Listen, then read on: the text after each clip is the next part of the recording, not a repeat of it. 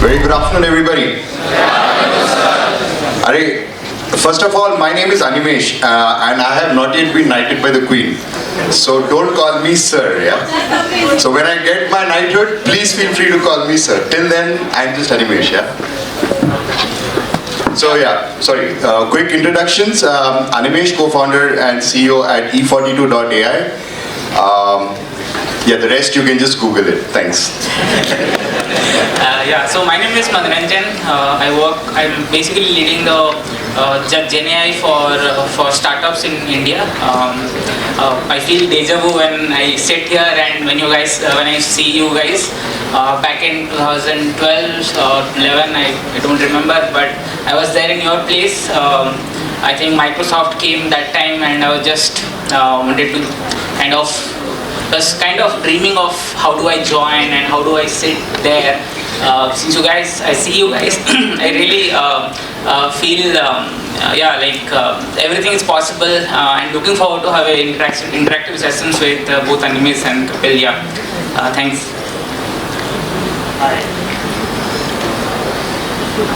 Yeah, hi. My name is Kapil. I'm the founder of Cloudera. We are actually a sales intelligence platform which helps sales guys find out their customers much easier and faster. Looking forward to have a wonderful discussion with you guys. Thanks. Yeah, so I think since there's no moderator, what we can try and do is we'll just maybe pick up a topic. We'll just have a quick, we'll each give you our opinions on it, and then we will open it to you guys. So we'd like to hear from you also, because I always say, we always have a tradition of always, bowing and respecting adults, right, or seniors, or our forefathers. But but I always say we have to respect everybody.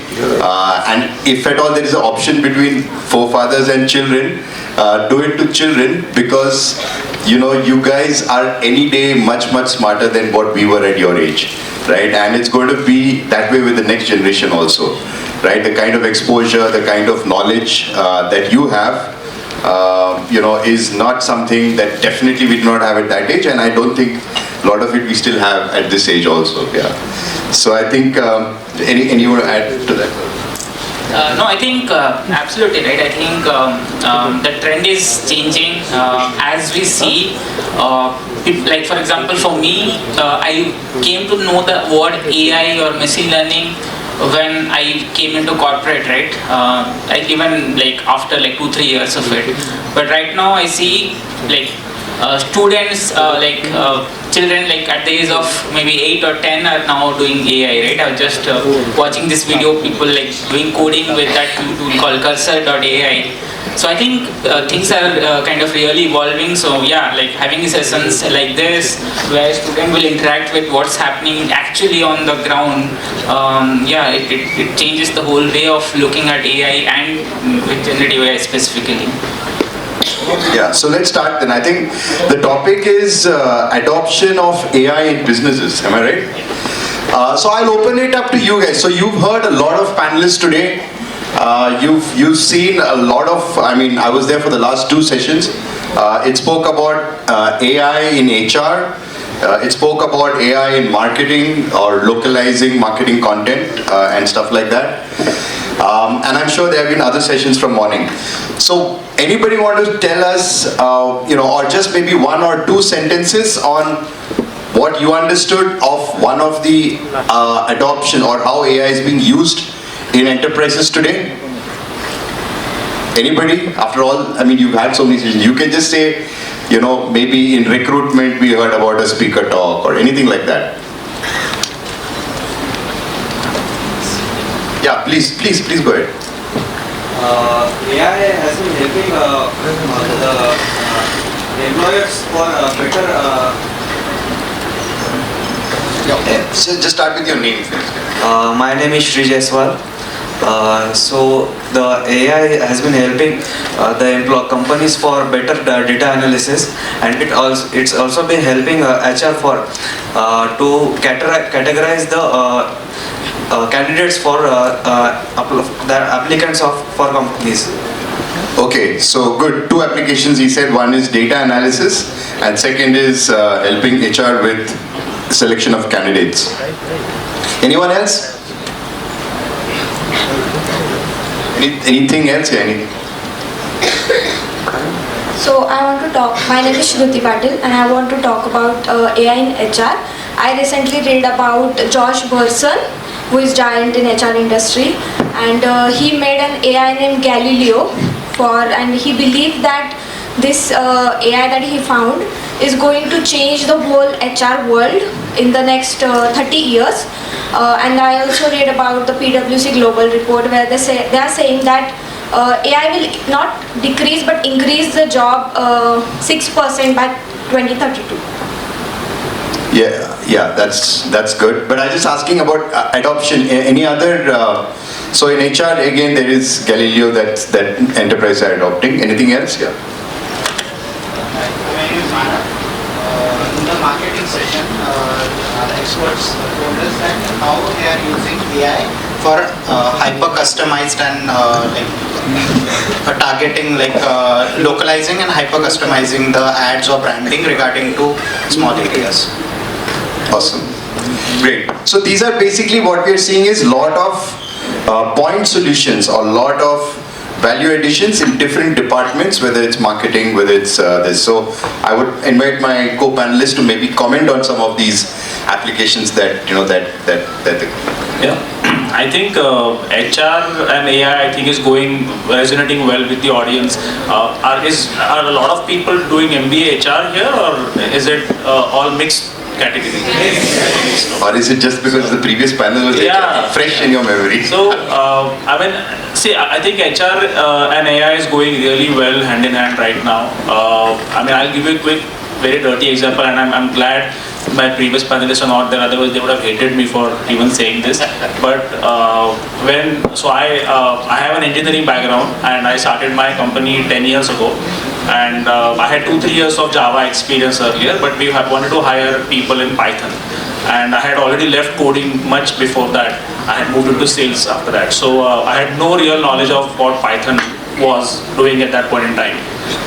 So all I did was when we scheduled interviews on a Saturday, Sunday, I opened my laptop and I typed top 10 Python questions for interview. And I was only looking at questions and I was only checking how confidently the guy is answering the questions. I had no clue whether it was right, wrong, there was no time to see that. And it was the worst to take interviews and hire people. The good thing was at least 90% of those were still got through. But today if you look at it, you have applications to do that. You can actually conduct interviews using Gen AI.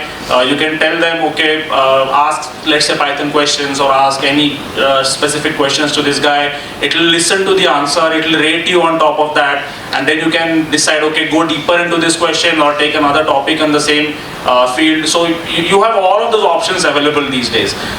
So I think this is really going into that direction where it will make you much, much smarter. Not that we have to stop becoming smarter after that, but again, the whole platform can only be as good as the questions that you ask it. Again, I think my earlier panelist was saying, ChatGPT really gives out bad emails. And again, I have a very different view of that. But again, it all depends upon what are you asking it. There is a whole field which is emerging, which is called as prompt engineering. And I think all of you, including us, should do that. I'm doing a course on that on Sunday. And that basically teaches us how to basically use these platforms, what kind of right questions you can ask the platform, what kind of answers do you get, how do you tweak those answers to get better answers from the platform as well. So all of these things are emerging up, and I think we should be using it. Another just quick example, in this day and age, it is a crime to write a bad email. When we were raising invoices to our customers and our accountant used to do follow-ups, he used to write, sir, invoice remaining, invoice pending, please pay, and full stop. So I'm like, why are you writing like this? It sounds like you're shouting at the customers. Finally, I gave him the free access of this and he's like, okay, now whatever you want to say, just put it into the application. Let the application write 4 lines and then you copy paste and do it. Even that is better than what we can do typically. So all of these scenarios basically are helping us becoming better at what we are doing. But again, it all depends upon what questions are you asking. and that way the answers can come out better as well. So there is no limitation to what a Gen AI or a model can do. The limitations are in the questions. So for me, I think one of the things that I want to highlight specifically after the generative AI adoptions is the way of hiring specifically, right? Like for example, I take interviews with a lot of candidates, specifically on maybe for business analyst role, for strategist role, or maybe for a engineering role is the way that you previously used to do like kind of closed book question answering, right? Where we asked like 10 different questions with 10 different scenarios, and whether you're able to answer, like whether you remember those 10 concepts or not. But right now, I think the whole mindset is also changing. Like even for us also, we are evolving the way that we are kind of conducting these interviews, right? Because if you're only restricted to kind of closed book answering, right, you just remember stuff, but that doesn't. That's not the way that it will be going forward, right? I think Andrew Carpathy just told that the future language of coding is English. That means if you know how do you write specific instruction to make generative AI apps, then that you will be better at building apps pretty much faster than people who write code from ground up. So I think the way is that, as you rightly mentioned, prompt engineering is the way to go. I think we previously discussed a lot of things that AI is missing the creativity, but hang on, like creative stuff is not everything, right? There are a lot of stuff which are like pretty transactional basis, which are like kind of manual. Everyone does the same thing repeated and repeated again. So and that is a pretty big chunk of the jobs which are right now, right? Apart from marketing, which we already know. Then the other piece of thing is from an adoption perspective is like for example for you as a students, one thing I want to highlight is right now whatever like whenever you are looking at maybe in 5 years what I want to move on, how do I want to move my career is two things, right? One is learning new skills faster, like don't afraid of learning new skills.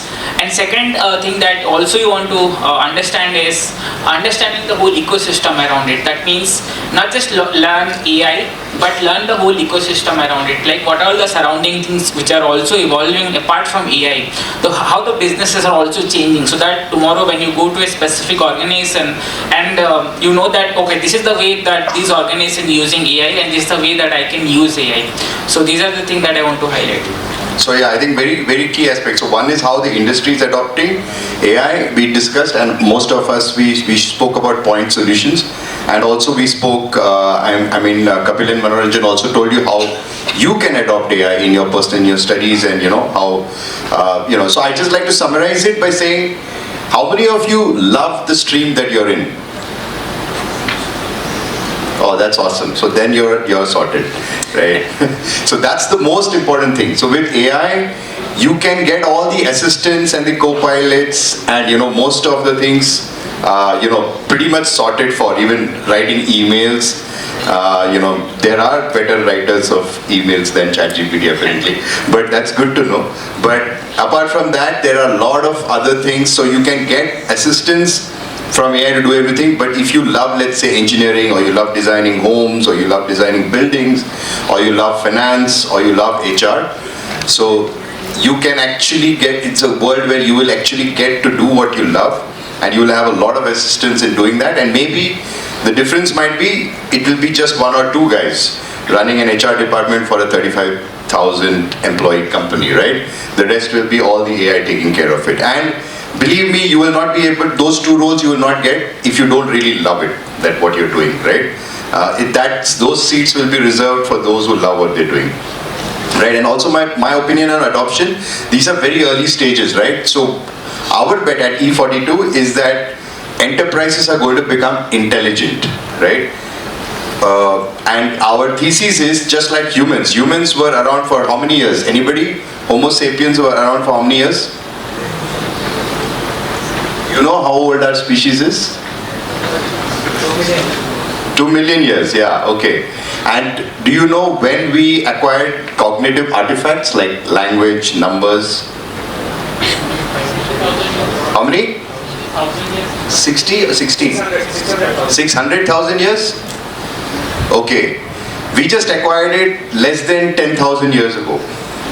Right? That means the first language and numbers was only 10. Till then we had language was run, you know, and it was very basic, right? So, but it was just 10,000 years ago that we acquired these cognitive artifacts of language.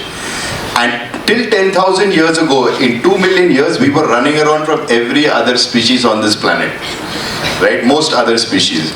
And in the shortest span of 10,000 years, we came to the top of the food chain and we extincted 97% of other species. Extinct.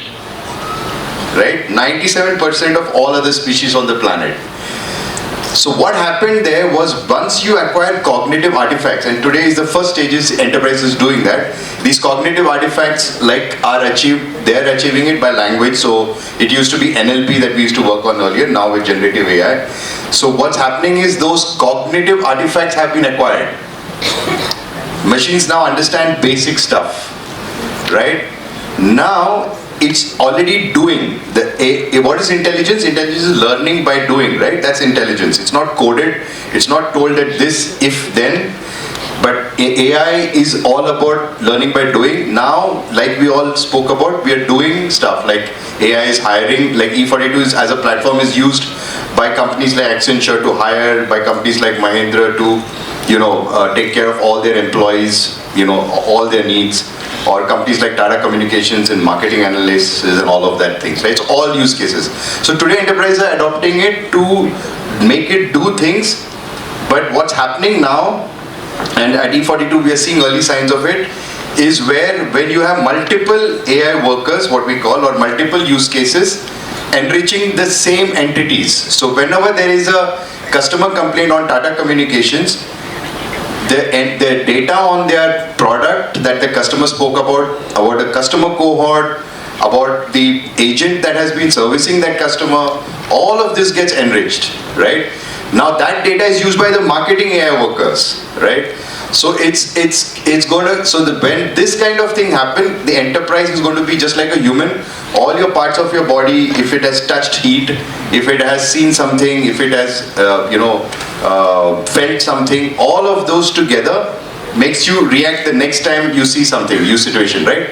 Same is going to happen with the enterprise, right? Because it's going to learn by doing, and when it does that, it's going to be really the smartest enterprise. So it's going to take the game to a whole new level, right? So for you, love what you're doing. Enterprises are going to become intelligent.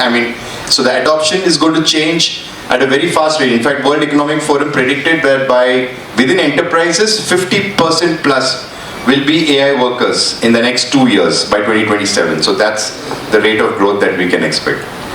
So if we move on to the next question, how many of you, by the way, are looking to become entrepreneurs? That's a very good number. That's a good sign. So yeah, any thoughts on how you will use AI in your business? Any one of you who raised your hands? Any new idea that you have that you want to pitch to me? Yeah, please go ahead. I have an idea about. Sir, नहीं यार, night में किसी का नहीं हुआ. No, thanks. I have an idea about the retail sector. So if we know that we waste our time on shoppings. So basically, if we design a product that can help to minimize our time for shopping. So my idea is about making avatar, and if you put it avatar on a specific dress code, then it will they can help you to choose your clothes. So you mean virtual try-on? Yeah, right. Yeah. Virtual trial rooms. So basically, it help you to choose your lipsticks, to choose your watches, to choose your shoes as well. So it will reduce your time for shopping, as well as it will help you to procure the market. Got it. Absolutely. Yeah. Well, sir, I'll just make a point. When you said when you waste your time on shopping, all the girls were looking at you. The whole point is know your audience. I'm sure we all will love that. We don't want to go to trial rooms on Saturday, Sundays and try out 10 shirts. I know my size is 40, I can order it anywhere. I don't want to try it. But the other side typically enjoys the process of doing that as well. It's therapy So, also. Therapy when you do that, I think keep that also in mind, how you can tackle both sides of the equation. Actually, this idea came from the COVID. So we can't touch the clothes that time. So the idea came. Good, very good idea. I'll just add to that, right? I think virtual try-on is something that in India specifically, there are like 3 startups who is already doing virtual try-on. Okay, I'll tell you when they are using, right? So one of the thing is, if you might have seen like wallpaper app in your phone, like whenever your phone gets locked, you'll see wallpaper comes in, right, every now and then. So how can you kind of show your face wearing maybe a Nike shoe and a blue jacket and show up in that wallpaper, right? That you can just click on purchase and it will go to that particular link and you can buy it. So as I speak, that is one use case which is right now happening with generative AI, and specifically with Stable Diffusion and Flux models, if you know. So these are the things which is happening here. Thank you. So yeah, good idea. And the GTM is also very strategic. So yeah, there are different ways. Like he said, this is a very interesting one where on the wallpaper you refresh with images. Yeah, it will come your avatar, like your face, like you wearing Nike shoes, you're running, that thing is happening here. And your face also will be AI generated. So you look much more handsome than. Thank you so much. Just to add one more point, please sit down here. So, building products with Gen AI now has become extremely easy. A lot of models are already available. You can also get half-trained models which you can train based on data and all of that. The problem still remains in getting data. But if you remember about 10-15 years ago, how mobile application industry was booming, right? When the smartphones were introduced, everybody on the nukkad corner gully was building mobile applications. What has happened today? How many of those applications actually make money at the end of the day, right? When something is very easy to be built, the biggest peril in the whole situation is how different you are. So. If the whole concept is, I'm not saying your concept is, I'm just saying that evaluate your concept in a way where it is little difficult to build for others. There has to be a barrier to entry for somebody else to be doing it very easily. Anyone can do it, and if you can do it, anyone else can also do it. But it has to be a little more difficult than just calling an API and building it. Right? So if you want to build an application for retail, maybe another idea is find something for husbands to do it sitting outside the changing room while the process is getting over. That will sell them much faster probably. But all of this essentially has to have some moat, some boundary line to it, so that it's not very easy for someone to come and copy. Yeah, fantastic. So any questions, anyone? So so we'll take that and then we'll wrap it up. You want to add? No, I think I'm good, yeah. So good evening everyone. As you all know that many companies, we are witnessing a trend that companies are introducing AI into their websites and applications, but it is done at a consumer level. They are promoting it as a product. However, are organizations promoting and introducing AI as a tool to their employees, or is there any resistance? I didn't get your question. Are organizations introducing and promoting AI tools to their employees to maximize productivity, or is there any resistance? No. So yeah, good question actually. So see, resistance, I think today, as of maybe after ChatGPT, that resistance is gone. Every enterprise realizes that without AI, we may not survive, right? So it's a different world today, where no enterprise is in fact, every CIO today is under pressure that what are they doing with AI, right? Especially Gen AI. After ChatGPT, that became very clear. Boss, if you're not implementing anything in generative AI in an industry, your CEO is going to really grill you, right? So that resistance phase is gone. The reality of the situation is, what the pressures from the market point of view are very high. where you as an enterprise have to produce 10x more with half the resources. So that's where AI comes in, where, and it has always been about productivity, right from the days of farming, when every square feet, how much more yield you could get. Today in enterprise, it is, it's there. So like I told you, enterprises are going to become intelligent, which means that, every department, every function, every activity it does, the knowledge is going to reside within the core of the enterprise, and it's going to be used. So the productivity rates are going to shoot up like crazy, and only people who love their jobs, who really want to take the pain of that job, like every job that is out there has certain glory and certain pain.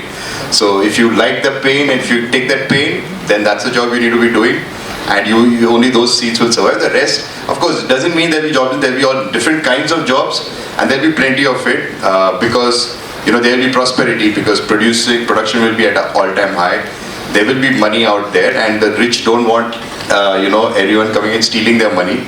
So there will be money floating around. So we need not worry. But yeah, these are some things that we need to see from an adoption point. Two things. First is you're asking like to person like Microsoft sells Copilot, right? We bet big on Copilot. Copilot across the stack, from Outlook to from Teams to whatnot, right? So I think answering the question, it will be there. It will be integrated to each and every application that you kind of interact every day. Second thing is.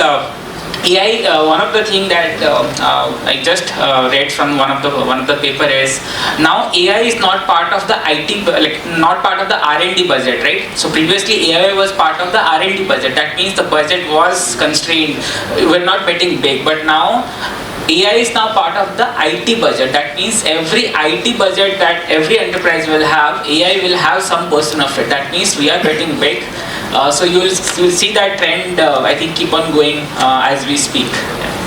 Just one last point. Yes. Yeah, exactly. So see, basically, I think AI today is the computers of 20 years ago. When computers were invented, everybody was shouting that it's going to kill humanity, it's going to take away jobs, it's going to make everyone useless. And even over the period of time, what happened? The weakers became little stronger becomes even more stronger. So it's only making you better, and that is how the adoption has happened of computers as well.